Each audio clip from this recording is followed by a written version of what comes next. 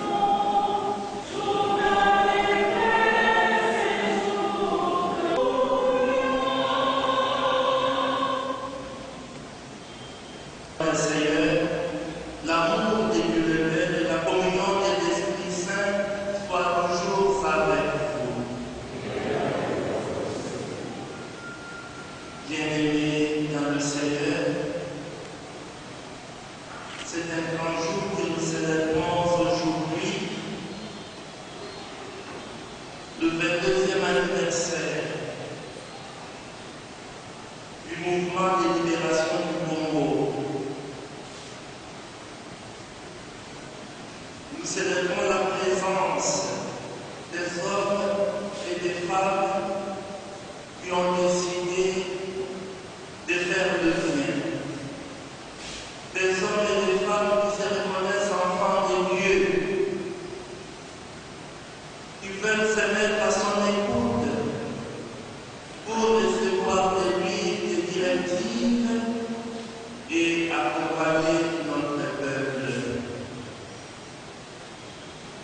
Vous êtes chrétiens, vous croyez en Dieu et vous avez décidé aujourd'hui de fêter en sa présence, sollicitant sa bénédiction. Voilà pourquoi il vous bénit. Voilà pourquoi il est aussi heureux, parce que vous croyez en lui. Vous vous dites, la meilleure façon de rendre grâce, c'est d'offrir le sacrifice de la messe. Le Christ lui-même qui rend grâce à son Père. Tout au long de cette Eucharistie, nous allons demander au Seigneur de nous bénir. Nous allons lui demander de bénir aussi celui qui a formé ce mouvement, tous ses collaborateurs, afin qu'ils soient toujours disposés à servir son peuple, le peuple de Dieu, dans l'humilité et dans la joie. Préparons-nous à la célébration de l'Eucharistie en reconnaissant que nous sommes des pécheurs. Je confesse à Dieu Tout-Puissant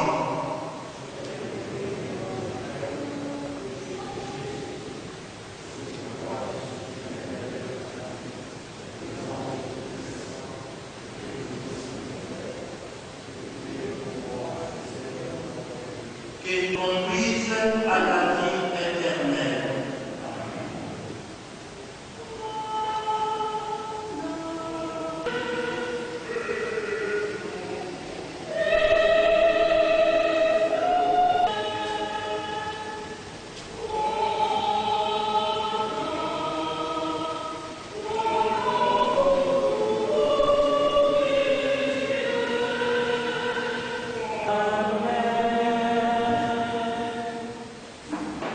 Première lecture du 14e au 27e verset. Ils ont le pouvoir de te communiquer la sagesse, celle qui conduit au salut par la foi que nous avons en Jésus-Christ. Tous les textes de l'Écriture sont inspirés par Dieu. Celle-ci est utile pour enseigner, dénoncer le mal, redresser, éduquer dans la justice. Grâce à elle, l'homme de Dieu sera bien à lui.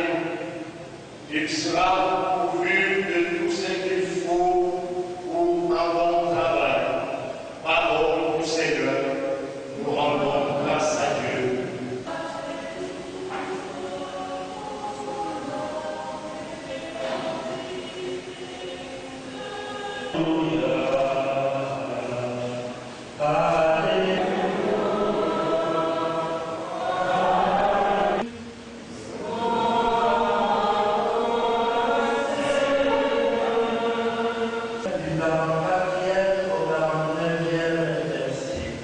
Les paroles que je vous ai dites quand j'étais encore avec vous. Il fallait que s'accomplisse tout ce qui a été écrit de moi dans la loi de Moïse, les prophètes et les psaumes. Alors, il leur ouvrit l'esprit à l'intelligence des Écritures. Il conclut. C'est bien ce qui était annoncé par l'Écriture. Les souffrances du Messie, sa résurrection des morts le 3e jour et la conversion proclamée en son nom pour le pardon des péchés à commençant par Jérusalem. C'est vous qui en êtes les témoins. Et moi, je vais envoyer sur vous ce que mon Père a promis. Quant à vous, demeurez dans la vie jusqu'à ce que vous soyez revêtus d'une force venue d'en haut. Acclamons la parole de Dieu.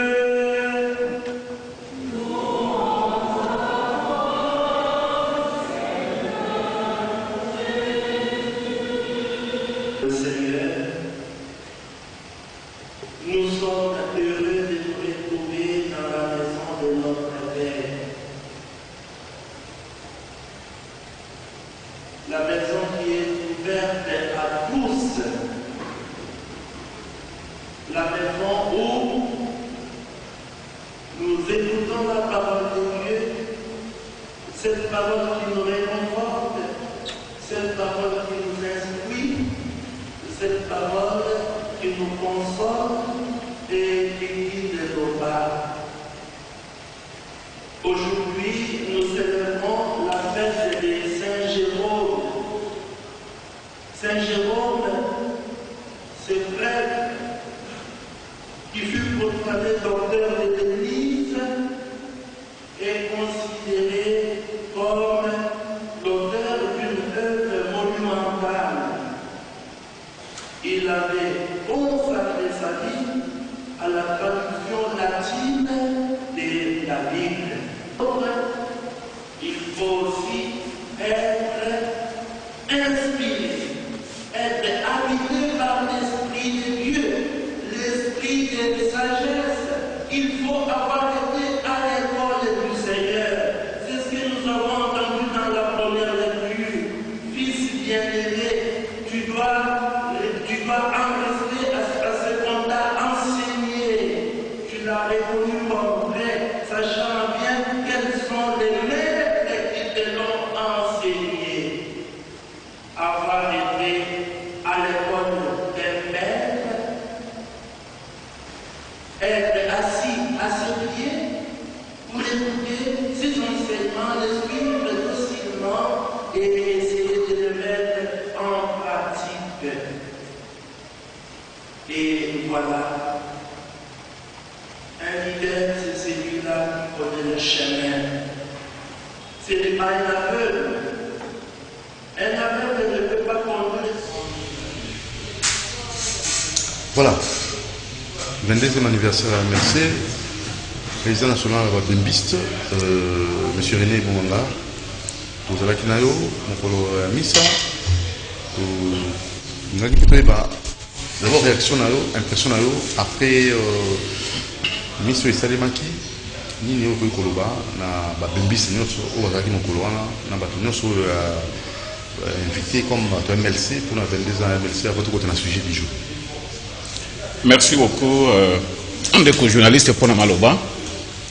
Je pense que M. Soane Zalaki pour le 22e anniversaire à MLC, tu vois, dans chaque parti politique et tout comme dans chaque organisation qui se respecte, anniversaire Zalaka date moko esenga kamutu afanda manyola. Auti wapi, akomi wapi, et puis azokinde wapi. Alors pour Nabiso, ezalaki tout ça là et puis moi regarde to uti wapi to komi wapi et puis tozokende wapi. Oyebi MLC ezali mouvement oyo ebandaki d'abord politico-militaire, biti na yango ezalaki po échanger situation ya mboka. Objectif na yango ezalaki ke échanger situation ya mboka. Et puis MLC ekontribue na makambo mingi parce que MLC soki ezwaka minduki te mbele ma makambo oyo bapla oyo bozoyoka lelo minembo ebandaka kala. C'est ce qui avait poussé même le président Bemba azwa minduki po amona eke bato Kabila yaka na bango bayaka kolibere mboka te bayaka nde baenvoye mboka na biso. Alors c'était manière mosusu ya kostopper bango, tu vois, moni mboka ekabwanaki et tout ça. On a commencé par accord à Lusaka, Tié Kokoma na Sun City, et puis MLC Azalaki parmi Bater. Ok, Mboka Izonga Moko. Et puis en dehors de ça, MLC comme parti politique, adhésion est vraiment massive. Tu vois, c'est l'unique parti qui a 10 ans. Le président Nabango a allé à ça, mais ils ont résisté.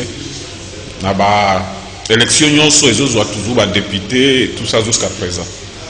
Bien que ça, l'objectif MLC est dans la tête parce que l'objectif MLC est toujours au pouvoir. Et pour nous les bembistes, mission Tozarango est allé à Moana, Batoba, Yeba, vision à Bemba, adhérer à la vision à Bemba parce que dans la situation, c'est l'unique personne au biso Tozomona qui a stabilisé Mboka na biso. Mais ce au côté vraiment le sujet parce que intégrité nationale, sécurité dans le Mboka na biso et que fan Mboka na biso est unique et est indivisible aussi. Qu'est-ce que nous pouvons faire? Est-ce que plan on a recette on a c'est possible de appliquer mon lelo? Bon, quand il faut comprendre d'abord. Je pense que le problème est que bandi le loté bandi kala. Surtout le tola na moi historique na biso. Kabila Musée pour aller renverser Mobutu à l'époque. Toyoka signé un accord accord de l'Emera. Et puis même au-delà, même en Mobutu parce que Afidel Abandek Mobutu en 1996. Et à cette époque, ils allaient Bizima Kara, James Kabarebe et tout ça. À cette époque, à l'époque, ils allaient reconnaître que tout Congolais. Ils allaient réclamer pas besoin d'espace. Mais si Mobutu a kené au coup, il faut faire ça. Kabila a signé un accord, mais après dribler Bango, voire même si il y a quelques coups, après il a cédé. Kabila fils, a résisté à CDT. Mais dommage, les lots. Moto Badaï comme on a que Azali Congolais, Azali nationaliste et tout ça, les lots a cédé. Et tout ça, le problème est Badaï Kala. Mobutu a beau cédé. Kabila Musée a beau cédé. Kabila fils a beau cédé. Mais il y a les lots. C'est difficile de traverser mon moment Makas. Alors, qu'est-ce que nous pouvons faire pour le moment? C'est très simple. Je pense que Toko Boy a été montage de la nationalité Nabiso. Toko peut par exemple na Bruxelles, les Congolais sont belés. Ils ont la nationalité belge. Est-ce que vous réclamer les langues Matongé à Bruxelles et comme ma territoire congolais? Ça ne peut pas se faire. Les Tutsis congolais, ils sont reconnus. Parce que la constitution a dit ok, balobi que bateau comment on a avant 1960 d'office sont des Congolais. Ils sont déjà des Congolais. Bon, comment on localise sous Bazoua, Baterre et tout ça? Donc il y a quelque chose qui se cache. Mais pas si peu maouezali que précipitation de conditions tchèques a quelque cédé, ça révolte un peu. Ça révolte. Mais entre nous, gestion est là la coalition, dans la carte de la coalition, on a évité. Est-ce qu'on peut déjà comme ça d'emblée incriminer cash, tout qui FCC? Est-ce que, comme dites-vous, bon, on a aussi corrélaté historique. Que problème on a menace on a banyamulenge bandi pendant l'époque Mobutu. C'est dit tango babeti président Abiyarimana. Après ba utu bakimaki epana biso. Ozomona. Oui. Ba utu bakimaki. Soko la même intervention à papa Kengo à l'époque. Denga bandai commission acharnée contre la communauté internationale parce que ces plans là les alliés communauté internationale les alliés derrière le plan wana. Mais Mobutu a cédé quitter. Mobutu a cédé quitter. Kabila a signé bango accord. Ce que vous dengana Mobutu na kopesa bino bobo après boy. Donc makila ya beaucoup Congolais gagne non. Je peux tout faire mais na ko céder ma bien na bisote. Ah boy. To komi na Kabila azana Félix na coalition. Il moto a signé ba déclarer à l'époque à Kabila fils mais ils se quittent à monter. Olandaki député Sisanga, alobaki makambwana. Sisanga azali très proche na Félix. Oyebi yango très bien. Mais alobaki ni alobi non. Na tango matata poyo biso to boyaki assemblée boyaki. Assemblée salaka mbeko et boyaki ba successeur makambwana. Ça c'est l'époque de Kabila. O azali allié ou bazali na coalition ndenge uti ko lobawana. Na époque na ye appliqué yango te. Bon, Félix a appliqué comment? Et puis, Talanano, Nenge cérémonie Saleni. Un Américain qui a fait un bâton dans ma belé, tout ça. C'est pas aussi rôle d'ambassadeur ou un panabissoir. Parce que Afani n'a belé pour na. Mais quand c'est fait la paix, mission est accomplie. Mais Nenge, Kota Kamakambo, quand aujourd'hui, Monseigneur Ouvira, c'est Péli Penzate, à l'objet déjà. Et le gouvernement a attention, ils ont déjà une sorte d'occupation, puis à tout niveau, le président de la République, ils ont dit dans Makambango, on a invité Sikao Togo Kosani.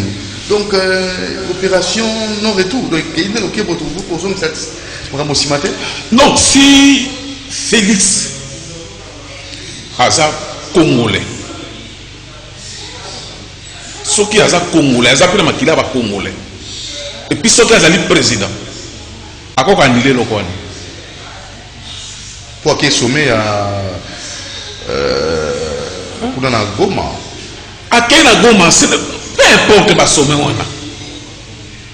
Problème où il y a miné, problème où ils ont touché toute la nation. Ce que ça a dit, qu'est-ce qu'il faut faire?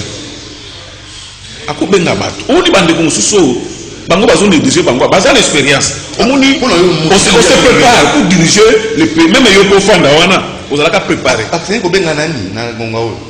Non, batu belé o bazan expérience. Na ko pesa ndakisa président ngai bemba. Obi ke bemba gérer conflit na est. Conflit na bandi le lote. Conflit ya ba ema na balembi. Ba tomali waka bakola bazola na biso baza ba témoin histoire wana. Ezalaka grave. Bazo boumana. Mais Bemba à cette époque, bien que ma sa saison bêta passé par là, qu'il y a Bengi Baoyo, à Sangisi, à Sorana, à Mopé Bitumbawana et Silaka. C'est quelqu'un qui a l'expérience. Et puis, tu as là, côté de Bemba, à Dirijaka. Équateur, une partie à Converse orientale.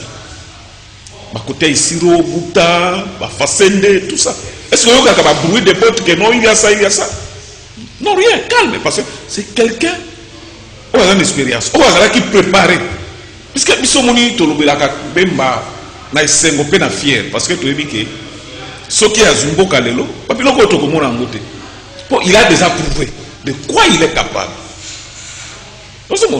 Mais les loga kabo papa non boka ba mema bango mais nakota la kapinza est-ce que impérialisme ici non impérialisme zali mais zali de manière directe.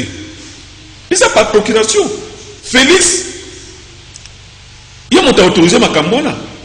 Ndé ambassadeur on a est-ce que ambassadeur on a comme il s'est imposé comme ambassadeur américain qui est là? Au moins qu'il y a une forte délégation.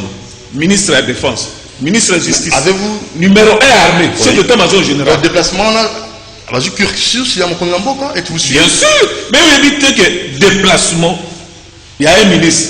Il faut bien établir d'abord ce qu'on appelle ça quoi, un document là.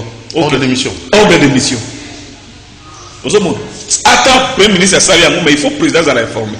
En dehors de ça, admettons que Bakendegi n'a pas bango. Azana ba service cité azala qui est formé que il y a une forte délégation ils ont dit qu'ils ont nominé état que chef de l'État. Hein? L'homme le mieux informé de la République. Azala qui est formé de. Aïma été le bazo qui ne peut pas réaction de la République. Et puis Compagnie était c'est lui. Comment? Je reviens. Ce que mon a voyagé dernièrement en Angleterre. Devant public à IDPS. Bien que bazomé la caille, alors Banyamulenge bazabande konabiso. Alors bango clair, ma vidéo est allée osana yango. Ça a été une préparation psychologique que non. Le coup la bazabande konabiso il faut to pesa bango mabele. Vous imaginez ça? Bon, bazombo bazawa, ba réclamer mabele. Ba Centrafrique to tana bango ba réclamer pe mabele. Ba oyo. Ozomo. Alors, na évité na qui oui mon colonne a fait mis bosso ka chaîne là na quel bâtiment tout na tout ni va changer. Oui ma mamine mbo. Bato mingi ba bien monter. Na évité comme on a fait là pour limbola pe ko expliquer moi mon population parce que la plupart à bato ko ba ka monter. Mini bango ezani makambo eza mini population informée est courant. Ba ko fana na molili. La population n'est pas vraiment informée. La population casse lobby, passer casse ici. Mais la population, tout le monde est vraiment pour s'impliquer dans le dossier, passer casse à tout le monde. Est-ce que nos journalistes, vous allez informer la population? Vous allez trouver pour informer, mais dans le courant, nous avons une émission, nous avons courant, ils allaient payer à Malungate. Mais vous savez, vous avez l'équipe. Pour battre tout le monde,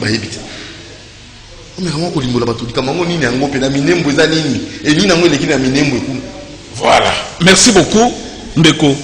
Bino pe ba journaliste bozana moi responsabilité munene ya likambwana. Eza solo. Bino bozo banga pe. Ko bakanga bino po moni ba mususu bazo menacer bango bakanga bango. Yango yo ozali mokonzi munene et puis en dehors de ça, ozali directeur aussi à chaîne na yo moko. Est-ce que vous avez qu'à expliquer bato ba makambwana?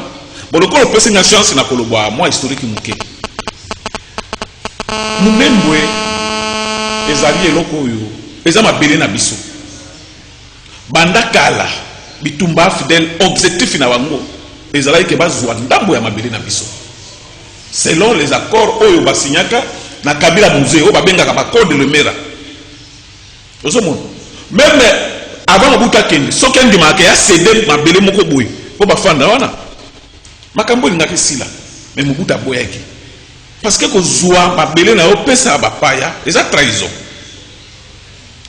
tango ba menacer Mobutu akeko kufa libanda sedate ya boyi parce que eza mabele bakoko na biso Kabila tango signaki na bango accord de Lemera ayei makila ya bokoko betelbite ata na signaki na sedate ti akeko kufa seda bango te Kabila fils ayei pression combien ezwa omona nyuma ezwa ki bato mususu ba généraux mususu oyebi net ba Bosco Tangata akomisaki bango ba généraux ka aboma moto pression ezalaki makasi akomisaki bango ba congolais mais to ebaiki ça ba rwandais kaka poke no ameka ba lobake no ba koti bona butu atie bango wana si moyo ka makamute Bosco Tangata oyo batie général awaza congolais akeko samba na CPI kuna alobite na la Rwanda.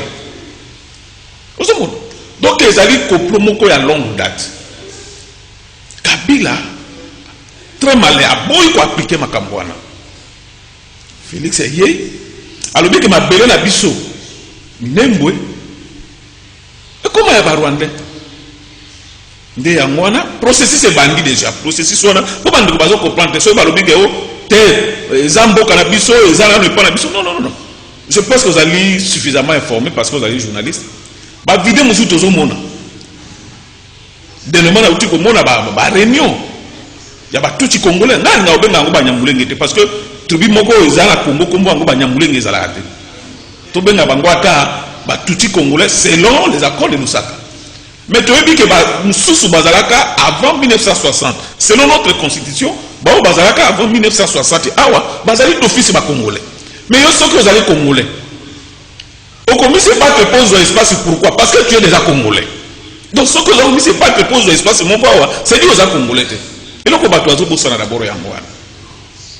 Vous savez Mobutu a créé à CDT. Kabila nous a créé à CDT.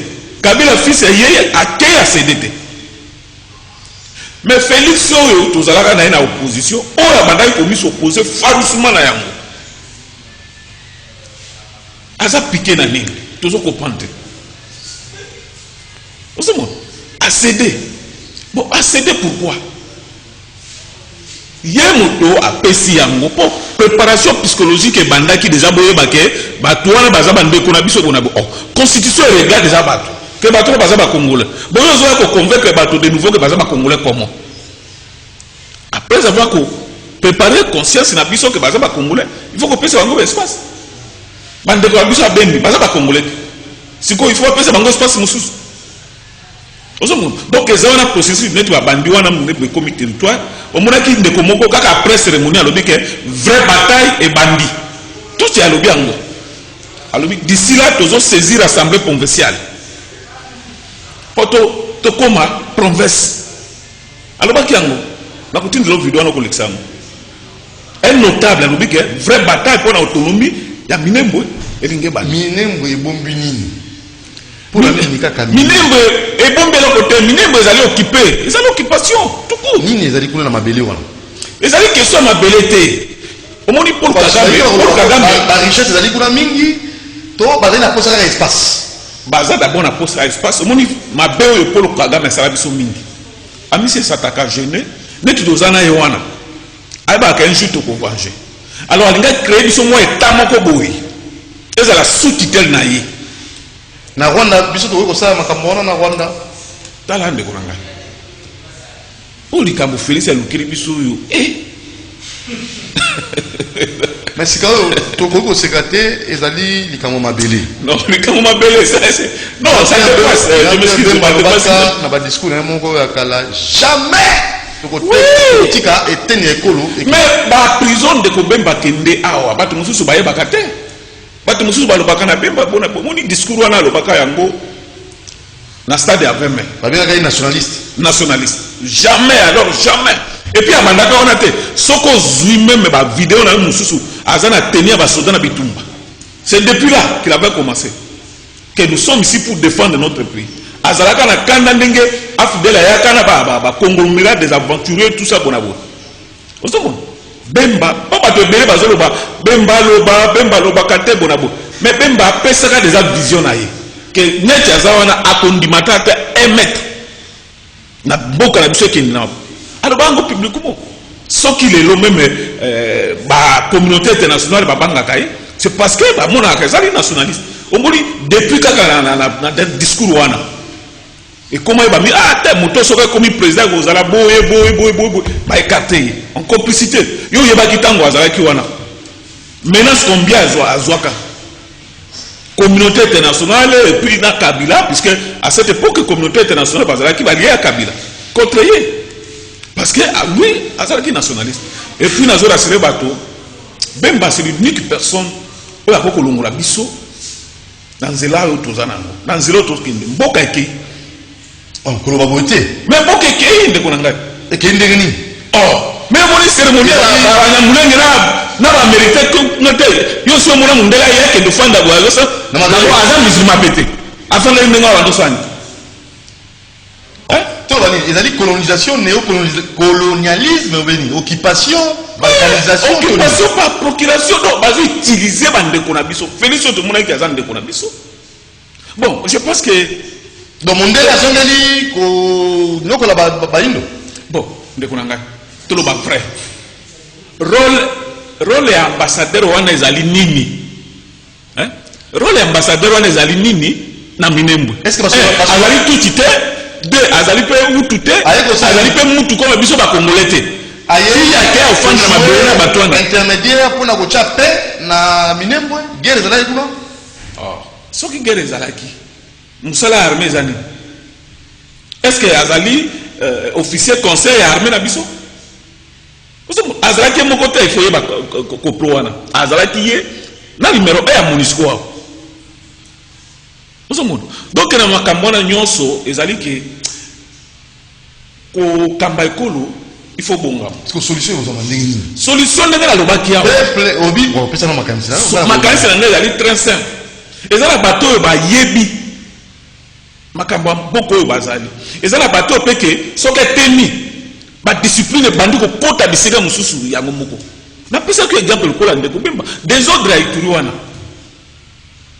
oyebi ndenge asisaka yango est-ce que amatisaka bahélicoptère na likolo est-ce que abomaka bato abengaka bato eza nini bona bo aidentifie baproblème abengi bato wana afandisi bango asolina bango et c'est tout makambo wana esilaka namoni moto wana po babenga ye nini rien Monseigneur donc ba dialogue moi je sais que makambo ezali Monseigneur alobi ezali occupation par défi bon voilà nani azali à la base parce que jusque là ba décret wana eza mundele moto asigné yango te. Mais Mendele s'occupait, n'a évité, hein? Oh, décollant. Est-ce que ma film aussi là? Américain, non, nous sommes tous en caoutchouc, je suis américain. Oui, la information aussi. Ah, boni. Est-ce que Kabila Zalaki a tout le monde qui est ambassadeur, mon corps, ça va bon? Mais en ballon, le temps au bout d'un ballon, il y a hein? Qui monte à faire dans ma belle? T'es dans le ballon, il y a le canne, il y a évité. Bon, oui, papa, ça dans la banane. Ils ont papa, oui, éviter mon papa. Tous respecter ambassadeur américain, tout comme ambassadeur nyonso. Mais bande de la mission, il va expliquer Bissonan. Est-ce que Bazo disait beaucoup ensemble là, américain ou troisième ou bien deuxième allié na bango comme américain ou nini? Mais pour vous, rapide. On dit que la même qui a un bureau de la présidence. En dehors du bureau na. Est-ce que vous n'avez pas prévoir? Oh, mais na zo kaka. Ne bango ba paye DPS ba bisa biso que za lokuta. So les chiffres za lokuta pas expliquer biso pe rôle na yela milembo ko fanda esika moko na ba tuchi congolais wana ezali nini. Devant ba officier na biso ba ministère de la défense tout afandi na mabele na ebite ngo ezalaki lo sambo to ezalaki ko sopa mama cérémonie ko sopa mama sangana se to ebite rôle ezalaki nini yo ambassadeur wana Moindo Nzangi alingi interpellé Azara Souberwa na parlement na ebite au moni likanisi wana ndenge en tant que député alingi interpellé Azarias présence na en tout cas ezali Moindo Nzangi ezali kanisi oyo biso tozozela yango ye Ruberwa ayebisa biso nano ebandaki boni nana tindaki ye po tozoyoka bandeko mosusu ya idps bazoyebisa biso ke te ebandaki na ntango ya Kabila bona bobo soki bazolobaka ebandaki na ntango ya Kabila mais Kabila aza te Ruberwa nani atindi ye epuis arépondre ndenge babandaki batake bandi alobi te akendeki si autorisation ya chef de l'état donc ye akendeki si autorisation ya chef de l'état c'est sûr aussi ambassadeur wana akendeki mpe si autorisation ya chef de l'état ozomona. Alors tout ça, donc il faut pas bien gabattre. MLC de Lubani. Bon, en fait, je pense que. Il y a attaque des ministres. Je pense que. Le président national, il y a MLC d'abord. Après sa position ici, il y a Makambo Yokal. Vous avez vu le discours dans le stade douane. Pour abandonner le baquet, jamais à Polingata et Tenimoka Mabile et qu'il n'y ait pas à Payate. Et je pense que Banda Loba Bongo, Azalika président MLC, et l'igné na Azalika Yangwana. Donc pour nous les bébistes, Congo est un bon abisso pas congolais. Il faut tika la bonne abisso pas congolais. Tout ce monde. Bon, Bandé Kobanya Moulin, on a basé des abats congolais. Tout ce monde. Ce basé pas congolais, Moutouko la roubé la cause de la ministre était. Azalika des congolais. Si on dit que la congolais, ma personne n'a pas belé, je ne comprends pas. Tout ce monde. Donc, Félix Azonga Sima, Atalana, Asenga ba conseil na bato bazana d'expérience. Ba nini ba koyeko sala pona mboko. Oui, tu raison kende boitiwa. Apparemment, Makambango c'est comme si Aza sous pression pour balanda qui intervient moko na Bruxelles kuna bi oyo mboka osala ba demandate. Na ba pression nyos. Bon, Aza sous pression ba nani. Mangana yo tio pouvoir uta libanate. Donc,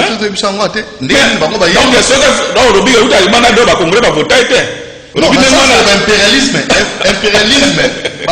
Libanda, impérialiste, on a eu Bango. Le biso Afrique.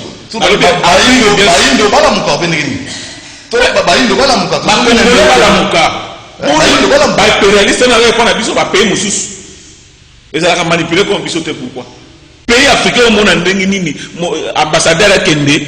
Kwa accompagner bato afanda na mabele ba cérémonie ya bato na ya sala ka yango toujours comprendre to mona ki likambo ba bato na biso miso poser bo ambassadeur ya Rwanda alobie papa peuple ba tele ba lo ba wa kende président non afanda bon président ngo biso azo banga ambassadeur pourquoi hein eza nini donc makambo mboko yo ezali na moto yo azali bien placé pour ça même na est on lui va bembiste na est to za makasi yo ozo banza ete alingala penza makambo ngo ici to kana minembo eko zala ba ko tanda ngo bisika nsote minembo eza auto yebi ngo d'une manière officielle que ekei Mais si l'insécurité est généralisée. Tozola na Butembo, Beni, voire même à Kinshasa. Comment même na Butu ko tambour comme problème. Ma barrière partout et tout ça. Donc la situation est très compliquée. Tozo battre tozawa puis tozo kindoa tout éviter. Jusque là. Donc c'est très compliqué. C'est pour ça qu'on a dit que Félix azonga simanan. S'occuper ndenge loba que azoko kate, so ka déposer rapidement et que débiso. Autre cas solution rapidement. Azape mutu makambele qui apparemment ça a la volonté n'a été bon le baki encore très bien dit ça pour continuer sous pression il a dit ça clair c'est pour dire que non azala akala boy zonga boy azo batelo je pense que c'est la seule solution à couper que démissionner pour le baki que santé zelo ba mutuya pour zomona soka continuer boy à ko piquer crise ça moko mutalobaki. Mais pour abattre la santé, il faut démissionner, puis après, tu solutionner ça. Parce que, apparemment, il n'était pas préparé. Non, mais là, c'est trop fort. Mais comment? Mais la diplomatie, sur le plan diplomatique, au monde, c'est-à-dire qu'aux hommes qui sa relation. Diplomatie. Oh, diplomate, parce que Kendeke, la biso mboka, kuna ba fandi, to lo bailo côté.